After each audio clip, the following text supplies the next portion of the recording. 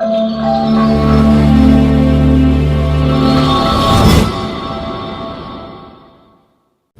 बच्चों, welcome to our channel जिसका नाम है गोपाल शर्मा क्लासेस। बच्चों, आज जो हम करने वाले हैं वो बहुत ही अच्छा टॉपिक है क्लास 11 से अकाउंटेंसी से, जिसका नाम है बैंक रिकन्सिलिएशन स्टेटमेंट। तो बच्चों याद रखना, एग्ज़ाम के पॉइंट ऑफ व्यू से बहुत ही अच्छा चैप्टर है ये, जो कि हर किसी बच्चे को जानना चाहिए। तो बेसिकली इसके अंदर हम ये बात पढ़ेंगे कि बैंक को रिकन्साइल कैसे किया जाता है।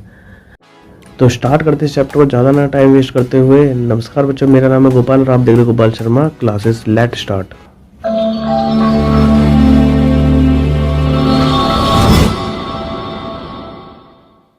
चैप्टर के अंदर एंटर करने से पहले हमें कुछ बातों का जानना बहुत ज़रूरी है। सबसे पहले चैप्टर के अंदर एंटर होने से पहले हमें ये जानना जरूरी है कि बीआरएस होता क्या है। बच्चों, नॉर्मली क्या होता है, हर व्यापारी हो, चाहे आम इंसान हो, चाहे कोई भी पर्सन होगा, उसका बैंक के साथ एक लेन देन चलता है। आम जो पब्लिक होती है वो अपने जो सेविंग होती है वो बैंक के अंदर जमा करती है। मतलब नॉर्मली यही देखा गया कि जितने भी लोग होते हैं वो अपनी सेविंग को बैंक के अंदर जमा करते हैं, बैंक में डिपॉजिट करते हैं, और इसके बदले में बैंक भी जब ज़रूरत पड़ती है उसी पैसे को वापस देता है और बदले में उसका कुछ रिटर्न भी देता है।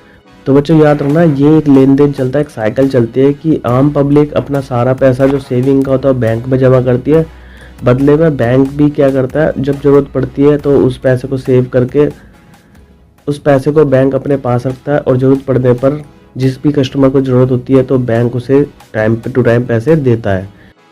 अगर कभी भी कोई फर्म या कोई भी इंडिविजुअल इंसान बैंक के अंदर मनी डिपॉजिट करता है तो वो अपनी जो कैश बुक होगी वो उसके अंदर जनरल एंट्री जो करेगा वो होती है bank account debit to cash.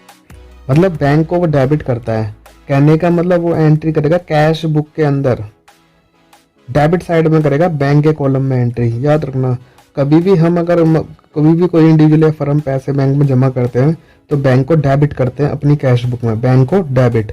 मतलब नॉर्मली क्या, फर्म में अगर कोई भी फर्म कोई व्यक्ति बैंक में पैसा डिपॉजिट करेगा तो बैंक में डेबिट साइड में वो जनरल एंट्री करेगा कैश के कॉलम में। उसी तरह से बैंक क्या करेगा, बैंक हमारे मनी को क्रेडिट करता है कि अगर हम अपनी पासबुक को देखें जो बैंक देता है तो वो हमारे अंदर जब भी बैलेंस डिपॉजिट होता है तो वो बैलेंस को क्रेडिट साइड में दिखाएगा, क्रेडिट करके। और जो बैंक होगा वो उसे क्रेडिट दिखाएगा, मतलब हम उसे डेबिट दिखाएंगे और बैंक क्रेडिट। इसी तरह से अगर हम पैसा निकालेंगे तो बैंक उसे डेबिट करेगा और हम उसे क्या कर देते हैं, क्रेडिट कर देते हैं। तो इस तरह से नॉर्मली दोनों का बैलेंस इक्वल रहता है। क्या रहता है, नॉर्मली इक्वल। कभी भी मनी बैंक के अंदर डिपॉजिट कराएंगे तो debit side of bank column of cash book के अंदर आएगा। इसी तरह से अगर हम बैंक में से पैसे निकालेंगे, ड्रॉन करेंगे, विड्रॉन, तो credit side of bank column of cash book के अंदर एंट्री आएगी। तो इसी तरह से मतलब ये एंट्री रिकॉर्ड की जाती है। और याद रखना बच्चों, debit side of cash book must tally with the entries record on the credit side of the passbook. मतलब जो भी कैश बुक की डेबिट साइड के अंदर एंट्रियां हुई है वही बैंक पासबुक के जो होती है क्रेडिट साइड में एंट्री मैच होनी चाहिए। कहने का मतलब हम जो पैसा डिपॉजिट करते हैं वो डेबिट डेबिट डेबिट करते जाते हैं उसका टोटल, और जो पासबुक के अंदर जो एंट्री होती है वो क्रेडिट क्रेडिट क्रेडिट साइड का टोटल वो मैच होना चाहिए। हर बार ऐसा ही होगा, लेकिन कभी कभी कुछ कुछ रीजन, कुछ कुछ तारीखें या कुछ कुछ कंडीशन ऐसी आती है जब ये बैलेंस मैच नहीं होता, और उसी टाइम पे एक स्टेटमेंट बनाई जाती है। A statement is therefore prepared to identify the reason for the differences and to reconcile the balance of two books. Such a statement is called bank reconciliation statement. और इसी गैप को ख़त्म करने के लिए, इसी गैप को कम करने के लिए मतलब एक स्टेटमेंट बनाई जाती है जिसे बैंक रिकंसिलिएशन स्टेटमेंट कहते हैं। सबसे पहले हम जानेंगे कि किन किन रीज़न से होता है ये जो डिफरेंस आता है, उसके बाद हम जानेंगे किस तरह से बैंक इसको सॉल्यूशन करता है।